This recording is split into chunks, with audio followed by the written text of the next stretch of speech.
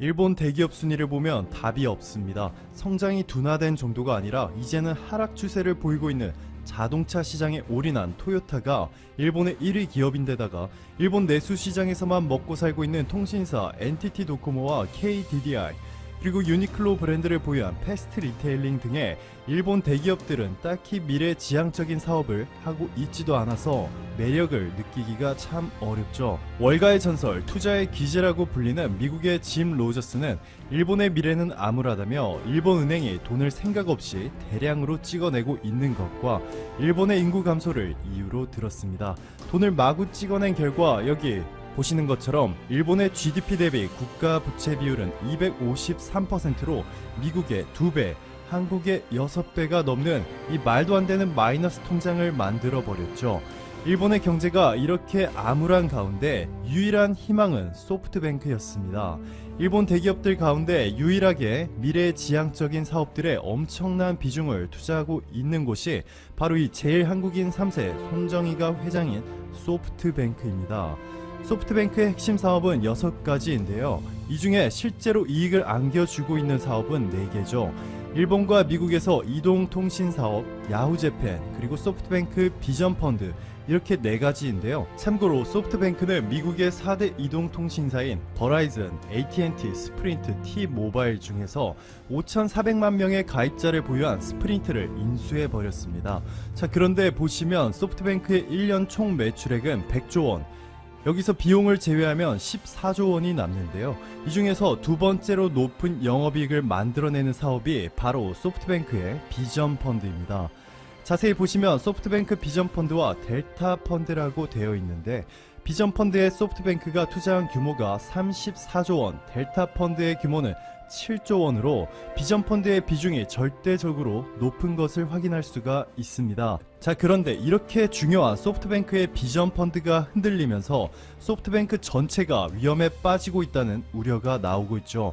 소프트뱅크 비전펀드가 투자한 주요 기업들로는 세계 최대 규모의 승차 공유 플랫폼 우버, 동남아의 우버라 불리는 그랩택시, 틱톡을 개발한 중국의 바이트댄스, 글로벌 공유 오피스 기업 위워크, 영국 반도체 회사 ARM, 그리고 한국의 쿠팡 등이 있는데요.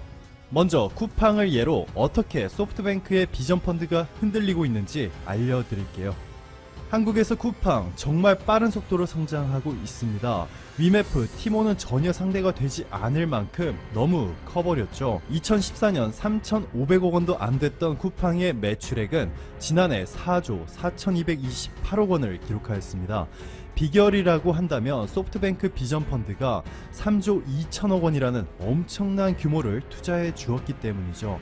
자, 그런데 많이 투자 받아서 물류센터도 많이 짓고 당일 배송이 가능한 로켓 배송 품목도 늘리니까 당연히 이용자도 빠르게 늘어나서 좋아 보이기는 하지만 보시면 실제로는 적자 폭이 심각한 수준으로 늘어나고 있습니다. 2015년부터 5천억 원이 넘는 적자를 기록하더니 지난해에는 1조 원이 넘는 적자를 기록했죠. 최근 5년간 누적 적자가 거의 3조 원에 달합니다. 소프트뱅크 비전펀드가 쿠팡에 투자한 금액을 전부 다 날린 셈이죠.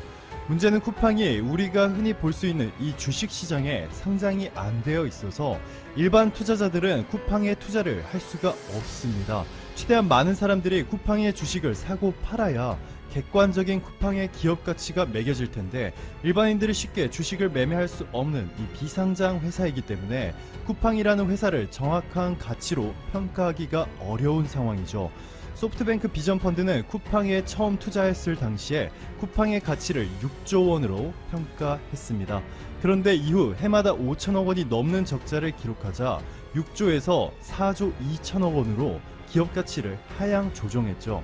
그리고 나서 지난해 쿠팡은 1조 원이 넘는 적자를 기록했는데 소프트뱅크 비전펀드는 쿠팡의 기업 가치가 이제는 10조 8천억 원으로 올랐다고 말하고 있습니다.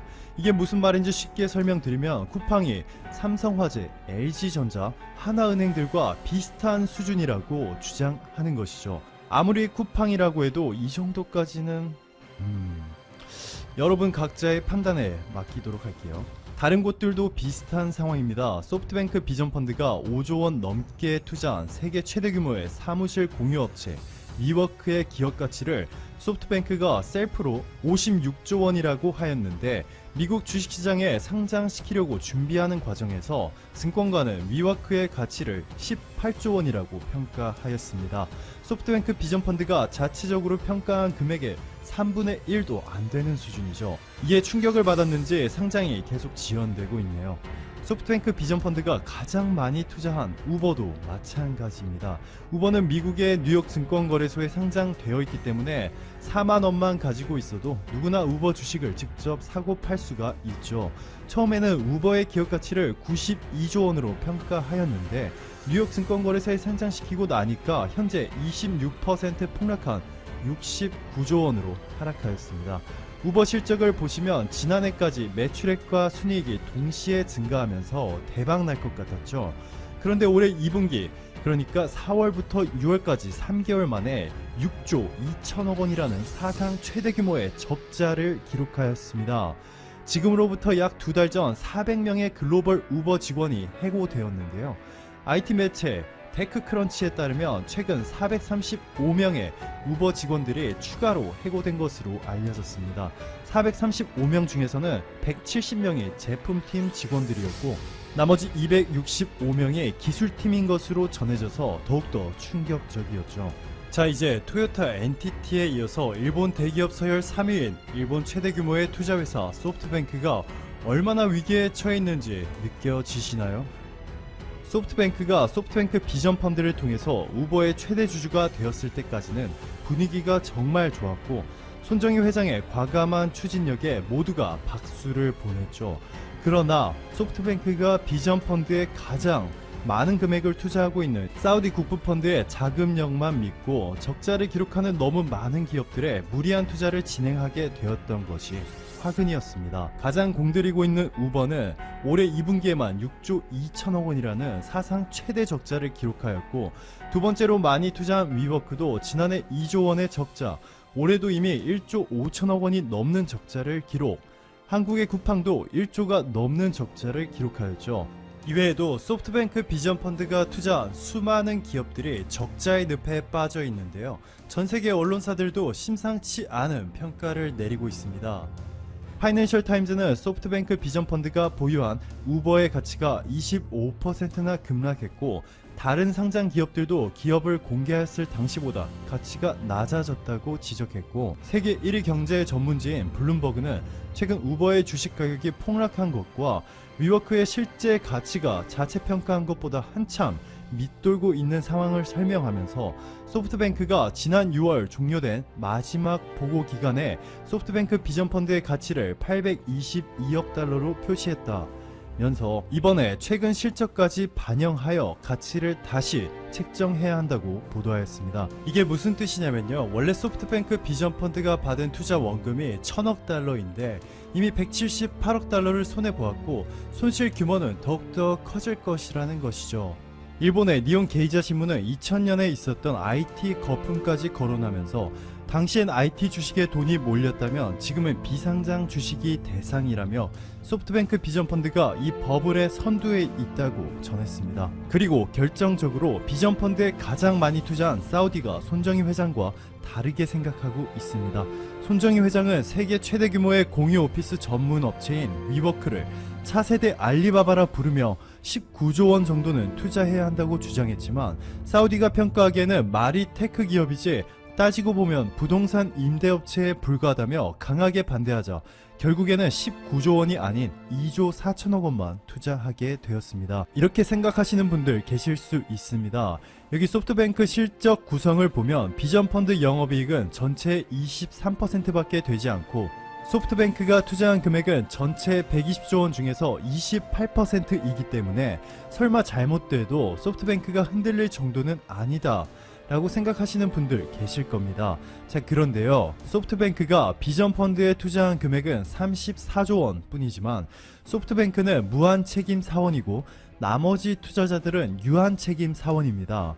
즉 사우디 국부펀드, 애플, 폭스콘 등의 투자자들은 아무리 비전펀드의 손실이 커져도 자신들이 투자한 금액만 잃게 되지만, 무한책임 사원인 소프트뱅크의 손실은 무한대로 커질 수가 있다는 것이죠. 소프트뱅크 비전펀드 규모가 120조 원이고 최근에는 비전펀드 2호를 만들기로 결정하였는데요. 이번에는 이보다 10조 원 더 많은 130조 원인 것으로 알려졌습니다. 두 개를 합하면 250조 원으로 소프트뱅크 기업 가치보다 2.5배나 더 큰 수준이죠. 펀드 규모가 커지면 커질수록 무한 책임 사원인 소프트뱅크의 리스크는 더욱더 올라가게 됩니다. 주일한 한국대사관은 17일 이란의 신종 코로나 바이러스 감염증 검사 도구를 100만 달러 규모로 지원했다고 밝혔다. 한국대사관은 이날 이란의 국책의학, 생물학 연구소인 이란 파스테르 연구소에 이를 기증하고 이란에 대한 한국의 인도적 지원 의지와 우호의 뜻을 전달했다. 앞서 한국 정부는 지난달 6일 이란에 유전자 검사 기기, 소독 분무기 등 20만 달러치를 지원했다. 이란 보건부는 17일 정오 기준 코로나19 확진자가 전날보다 1,806명 늘어 12만 198명이 됐다고 집계했다. 이란의 1일 신규 확진자 수는 이달 초 1,000명 아래로 떨어지기도 했지만 점차 오름세를 보이면서 최근 닷새간 1,000명대 후반에서 등락을 반복했다.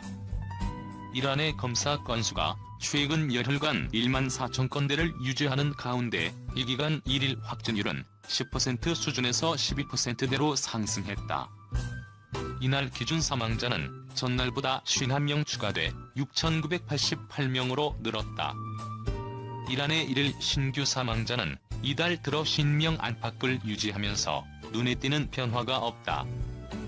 1일 신규 완치자는 이달 4일부터 이날까지 2주간 신규 확진자보다 수백 명씩 적어 입원한 환자가 계속 늘어나는 추세다.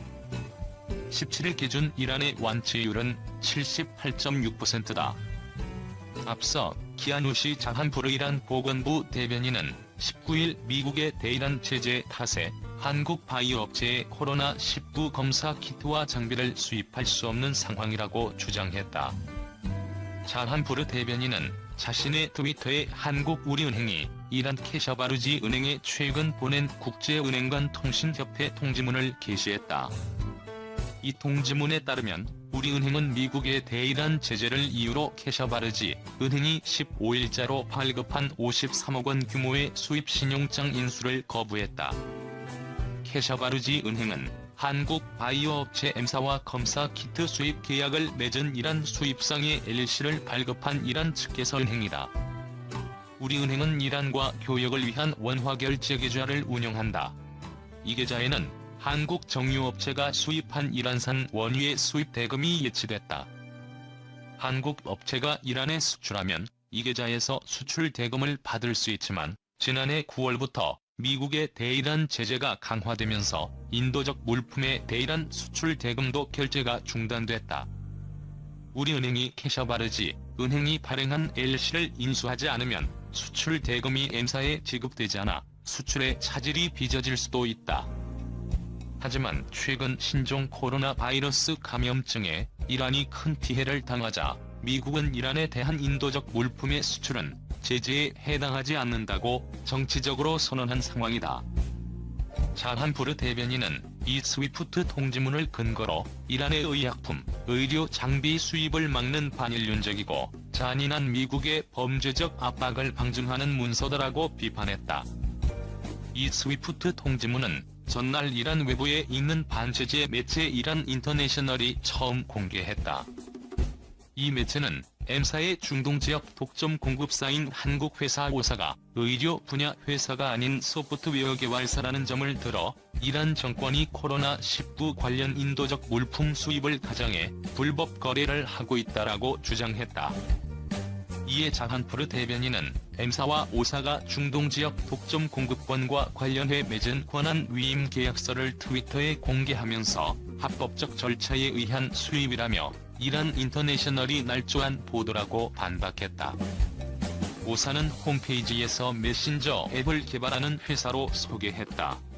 오사의 대표이사는 M사의 임원으로 알려졌다.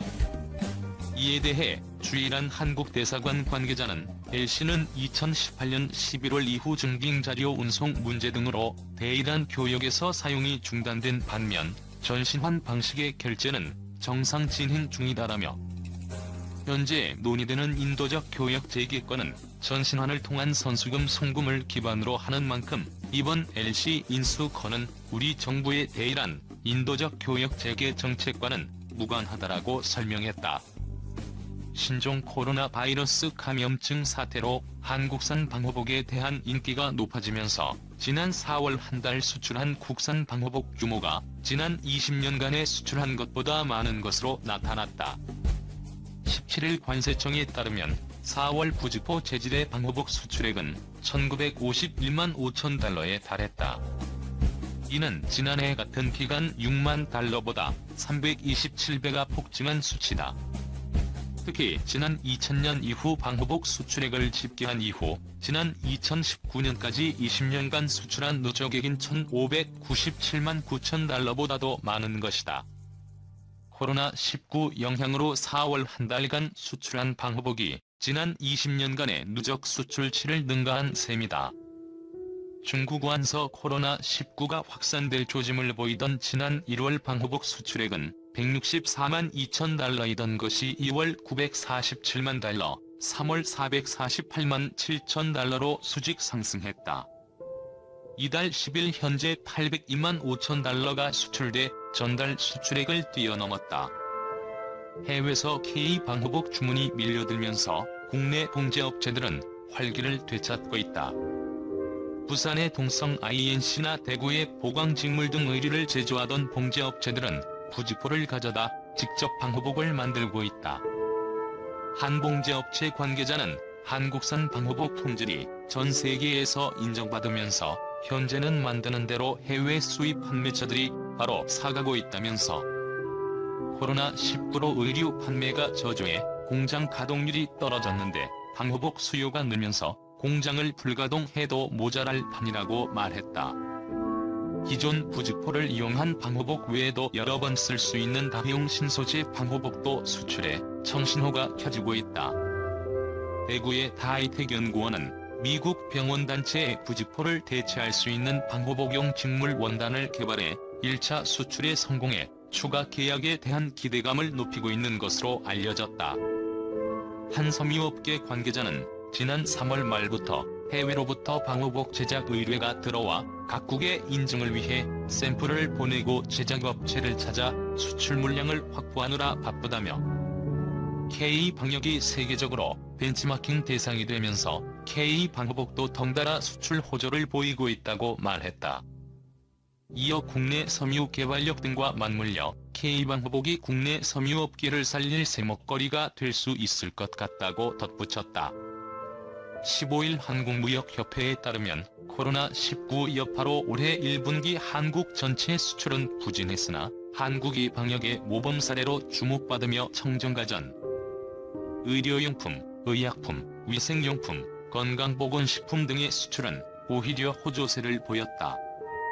청정가전의 경우 1에서 3월 공기청정기와 비대 수출이 지난해 같은 기간 대비 각각 178.5%, 117.0% 급증했고 의류 건조기, 진공청소기, 정수기 등도 두 자릿수의 증가율을 기록했다.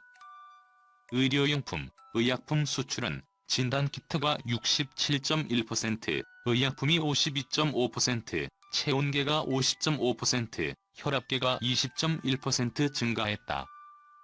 위생용품의 경우 소독제 수출이 870.5% 증가해 가파른 증가세를 보였다. 손세정제는 62.1%, 비누는 52.9%, 기타 세정제는 21.0% 늘었다. 건강과 면역에 대한 관심도 높아지면서 비타민과 같은 건강보조식품도 인기를 끌었다. 소비자들이 직접 위생을 관리하는 데 사용되는 공기청정기와 소독제 수출 증가율이 150%를 넘어 눈에 띄는 가운데 국가별로 인기 있는 수출 품목에도 차이가 있는 것으로 나타났다. 중국의 경우 홍삼 제품이나 비타민 등 면역력 강화에 효과가 있다고 알려진 건강보조식품의 수출 증가폭이 컸다. 홍삼 추출물은 1분기 전체 수출이 50.6% 줄었지만 대중국 수출은 232.2% 급증했다. 비타민의 대중 수출 증가율은 35.7%로 전체 수출 증가율의 5배를 넘었다. 미국에서는 화장지 품귀 현상이 이어지면서 이에 대한 대체제인 비데에 대한 관심이 컸다.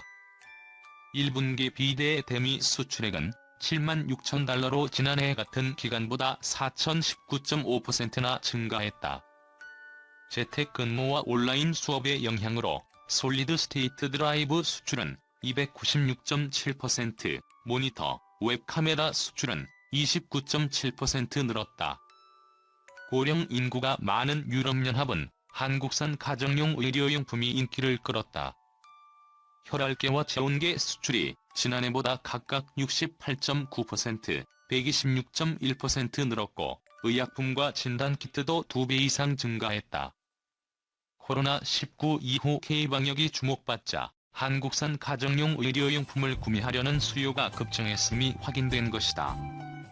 문병기 무역협회 수석연구원은 코로나19 확산에 따른 수요 위축에도 소비 양식과 생활 방식이 변화하면서 세계적으로 우수성을 인정받은 한국 제품 수출이 좋은 성적을 거뒀다며 특히 위생과 건강에 대한 관심이 커져 청정가전, 의료용품, 건강보조식품, 위생용품 등 수출이 큰 폭으로 늘었다고 분석했다. 그러면서 하반기 이후 주요국의 대규모 경기 부양책에 힘입어 세계 경기가 회복할 경우 유망 소비재를 중심으로 수출 기회가 확대될 것으로 예상된다며 기업은 이와 같은 추세에 맞춰 경영 전략을 재점검하고 새로운 기회를 모색해야 한다고 강조했다. 한편 일본은 아직도 우리를 조롱하고 급소를 노리고 있다. 정부 일본 공식 요청 없는 함지원 검토하해. 반성문 가져와도 도와주면 안 된다. 사장님들 일본에 수출 안 해줬다도 욕할 사람아 무도 없어요. 안심하시고 수출해주지 마세요. 일본 말고도 번호표 뽑고 줄 서서 기다리고 있잖아요. 재고 쌓일 틈이 없을 텐데.